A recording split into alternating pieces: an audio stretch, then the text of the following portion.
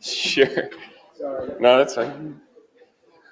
Oh, I'll try to get us some time back and not talk too long here. Hi, everybody. My name is Patrick Schultz. I'm an extension forester with Washington State University in Southwest Washington. Not really sure what's going on with this. I did not do that on purpose, believe it or not. Hopefully, you can get what I'm going for in there. Some sort of weird computer error. But I'm going to be talking about the most recent grant that UW got and OSU and WSU are partners on. Fortunate thing is we got that money in October, November, so there's not that much to talk about that's been done on the ground yet. So we're really just been talking about what we plan to do. Do you want to? Oh, I thought I was doing it. So the major objective here with this new grant was to take that research that UW's been doing and OSU as well, and kind of deliver it out to the landowners, get some stuff on the ground, put it into practice. There was a couple different ways that we're going to do that. UW's and the focus was on, there we go, this community sugaring program, which there's not a lot to talk about that quite yet. As I said, it's still getting fleshed out. But the general idea, kind of what Eric was talking about too, is creating a place where people can bring their sap, have that process there, so that they don't have to invest in all this infrastructure to do it themselves, which is obviously a huge hurdle. Those costs are pretty high and not something that a lot of people want to do necessarily. So this could also too pave the way for people to start selling their sap, I think, which is really, we talked about last night, is maybe the future of this. And there's a lot of people out there, including myself, that really just want to go out and collect the sap. I'm not that, after doing it a couple of years, I'm just not that interested in the processing part, although I do like the product, obviously.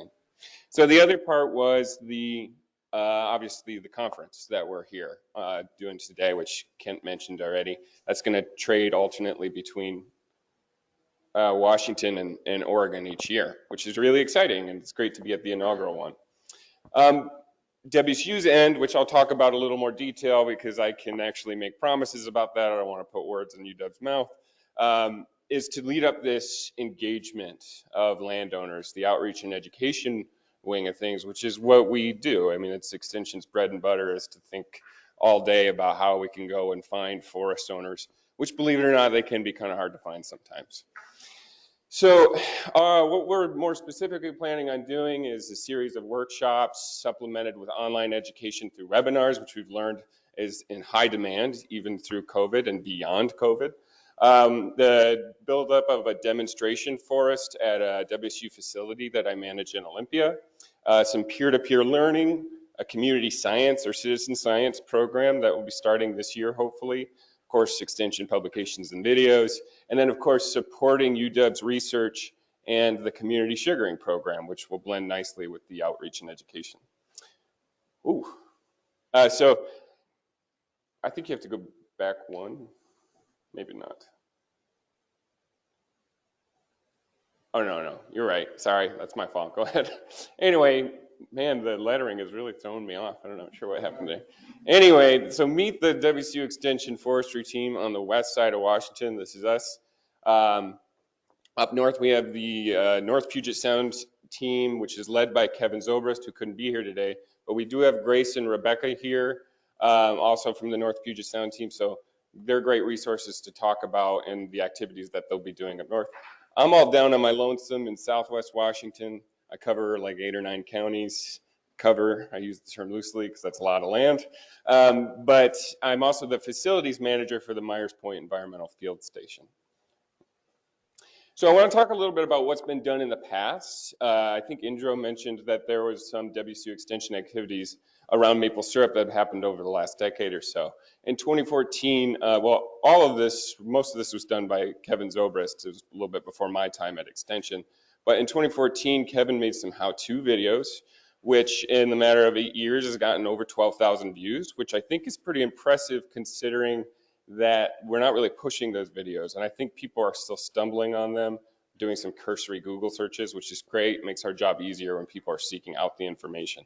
And so there's a screenshot there of Al Craney, the former Skagit Conservation District forester, who was in those videos along with Neil, I believe, who was in some of those videos as well. In 2019, Kevin also did a workshop there, and I think hosted by Neil up in Concrete that sold out almost immediately. And I expect we'll get similar demand for the workshops we're going to be doing. We also have a peer-to-peer email group we're calling the Washington Big Leaf Maple Syrup Network, which is just a place where people can submit questions, thoughts, experiences, and get responses from other people that have been doing it. There's just so much knowledge to be gained through hearing what other people are doing, even at the hobbyist scale, and that's what we're trying to do here. Not a huge membership yet, but it did double to 64 based off of just one webinar that we did. So I think there's a lot of room to build this up. And of course, we have our own web page with some resources. It's not as nice as Eric's Oregon Tappers page, but I send people both directions because the information is good on both sides of the border. You can go. So our strategy here is a little bit different than some of the other stuff we do with Extension. You know, if you think about other topics that we teach on, like protecting your home from wildfire or dealing with noxious weeds, these are things that people are already familiar with, have some level of training, more or less, in like how to deal with that. The first thing I noticed with this is the number one question I get is that possible? Or the first comment I get is, I didn't think you could do that with big leaf maple syrup. So we're just trying to create a common knowledge by spreading out a really big net, doing a lot of online education, videos, online modules, publications, building off a lot of the media coverage that UW has got and Neil's got. That's generated a lot of interest and pointed people, I think, in Extension's direction to start asking questions about how this can actually be done. And then slowly encouraging that level of engagement, getting people to in-person workshops and tours, enrolling them in the community sugaring program, the learning network, the citizen science program. And then that small section of those folks that are going to do commercial scale, providing guidance for them.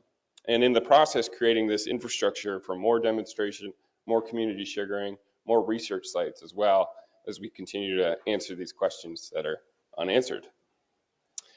So in January, we did a webinar. It was the single highest registration we ever got for a singular webinar since the COVID era when we started doing so much online education. We had over 600 people register, which is really great. And I will also point out it was the busiest chat box I've ever seen in a webinar. So there's a really engaged group, which I think is reflected here today too. So that's really promising to me. And we're going to continue to do those webinars and just kind of build up interest in some of our in-person and other activities. So that will be accompanied with some workshops, as I mentioned. Really want these to be hands-on. Like, I love doing tours. I've actually done a lot of tours at my site in Olympia already, but I want to get people out there putting up tubing, using dropline tours or dropline pliers, using an RO or refractometer. I want to get people familiar with this process because, as we all know, getting into it, you continually learn that this is a lot of work. So I want people's expectations to be high, still be excited about it, and not get hit too hard by just how much work it actually ends up being. And then offering some professional trainings and tours as well. I think it's really important to equip our landowner assistants, foresters, with the information to be able to help other landowners. That really increases our capacity, and there's a lot of conservation district folks here that I think would be great to get the word out about this stuff. So I'm going to talk a little bit about my baby, which is the Myers Point Environmental Field Station demonstration site. On paper, it's not really that, anything special compared to some of the other UW study sites, but the intention here is different. I really want to build this up for learning and demonstration. So this is a WSU-owned site on Henderson Inlet in Olympia. So, and it's by no means focused on maple syrup production. It's a research facility and used for public education, but you can go to the next slide.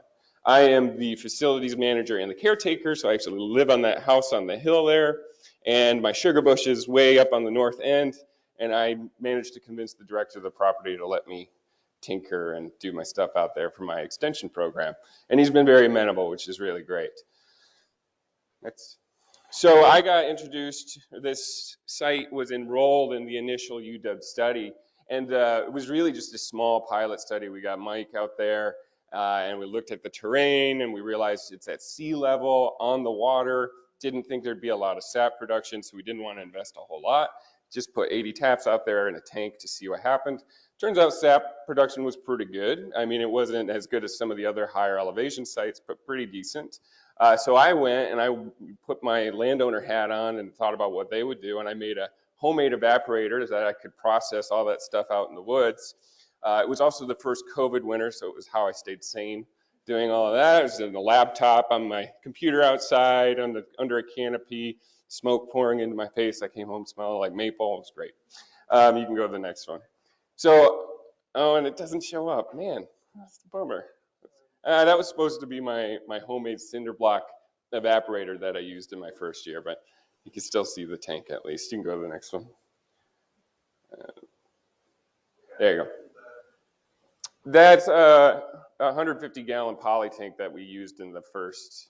It's just plastic. We actually found that they didn't work very well, but I won't get into too much detail. So in the new grant, I included some money to scale this up so that we could show the higher end of maybe a small scale producer. I included money for an RO, a tank, vacuum assist, and a smaller scale evaporator, not quite what you would see here at Pack Forest, but still showing that end of the processing. And the idea here being we can show someone that wants to do buckets and bags and a $200 evaporator all the way up to maybe like a $10,000 small scale operation. And then it included a half-a-mile mainline, which you can see here along relatively flat terrain, required a lot of posts, and there's some people here that helped me set that up that I'll be eternally grateful for the rest of my life.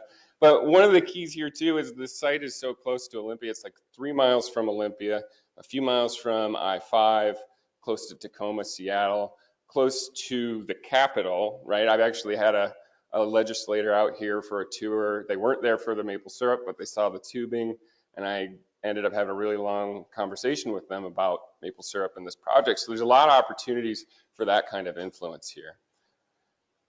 And I'll quickly and shamelessly plug that there's also some log-grown specialty research that I'm doing, or a part of, hosted at that site as well. So it was opportunities to do forest farming tours, which is providing landowners or forest owners with a way to get supplemental income.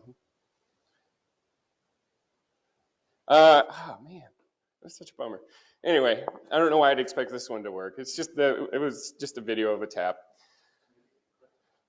Yeah, I kind of doubt it, but anyway. So we're gonna do a citizen science program. The WCO Extension team's gonna get that started this year. The idea being that there's a lot of hobbyists out there that are doing this and have no intention of going commercial, but there's still extremely valuable data. The one thing I know about every person that does this is they know how many gallons they collected, they know what the quality of that sap was, they know what the quality of the syrup was, they know what the temperature swings were, how many freezes they got. All that information is already in their heads, so it can contribute to that research and sort of broaden the geographic scope. And it really won't be that hard. And our idea was that maybe we can provide some of that equipment, buckets and bags, maybe some tubing, a field refractometer so we can get bricks or sugar content in the sap. Just get some basic information for hopefully free, essentially. Next slide. And then lots of other activities we have planned. I want to really build out this peer-to-peer thing. I think Eric, you're doing peer-to-peer stuff too. I think there's so much potential there for maple syrup, learning from each other. It's really often the best way to do it. We have a fact sheet coming out in 2022. I'm going to do an online module for the Forest Stewardship University, which is, if you're not familiar, it's just a series of peer-reviewed modules available on our website for forest owners, and I'm going to do an introduction to big leaf maple sugaring module. I want to upgrade the how-to videos, nothing against the old ones, but it's been 10 years and we've got better cameras and stuff like that now, so I'd really like to build those out a little bit more. Of course, social media outreach, I'm not good at that stuff at all, but I keep thinking about TikTok. I don't know if anybody's familiar with TikTok. I've seen some really good educational videos on TikTok, and I think it would be really cool to do some maple syrup stuff with that, but I'm talking a big game. I don't really know if I'll do that. The extension manual, I think, is key. It's not an objective of this grant, but I think it's something that all three of our universities, and I haven't even talked to you guys about this yet, but I think it's something that we should do and contribute to, because we're relying on the East Coast stuff. It's something we're familiar with, and it's certainly useful in many senses, but we need something for this region. I think we deserve our own extension manual on big leaf maple syrup production. And I think I've got one more. So the general idea here with this whole grant is, if anybody's done any work in extension, you've maybe seen this logic model before. What are our impacts? What are we trying to do? In the short term, we want to create a common knowledge, right? Because people are still asking that question or being really surprised by the answer that we can make syrup with big leaf maple. So we want to increase awareness, knowledge, and skills in those people that are going to be putting into practice. In the midterm, we're thinking, obviously, adoption, paving the way for adoption with decision-making and policy influence. There are some food safety things that are kind of up in the air. There's a lot of different things that we have to think about and make it easier for people to adopt, and eventually result in a sustainable big leaf maple syrup industry in the region that's supported by ongoing research from places like WSU and UW. But I also don't want to harp too much on the commercial side of things. I think we've been talking about that a lot. I just want to plug that I think there's a lot of value just in hobbyists. I think we all have a foundational understanding that forests are awesome, and we want forest land to stay forested. And I really think that activities like this are intrinsically valuable to connecting people to forests, which keeps forest land. I don't have data to back that up. It's just a gut feeling and experience working in extension. So I don't want to undercut the value of the hobbyist. I think that's really important. But also, it would be really great to sustain a real industry, and I think there's a lot of promise for that. And I think that's all I've got, and I think I got us more or less back on track in terms of time. If you can somehow unscramble that in your brain, this is the contact information for the Extension Forestry team. So I have business cards too. You can find me later. All right.